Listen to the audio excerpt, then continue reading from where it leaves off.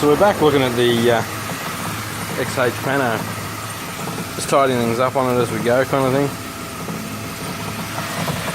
Hear a bit of a knocking noise. You can see the powered steering, the air conditioning hose there bouncing around.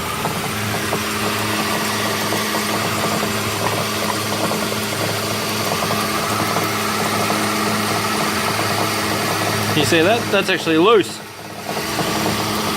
Aircon pump's bouncing back and forth. I'll give that a tighten up and see if it stops the knock.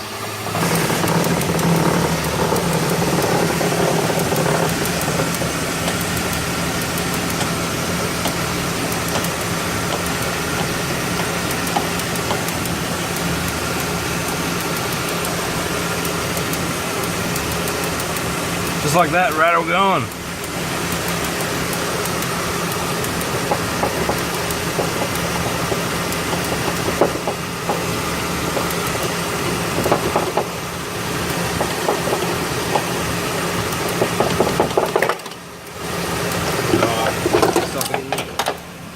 I'll just retrieve that socket.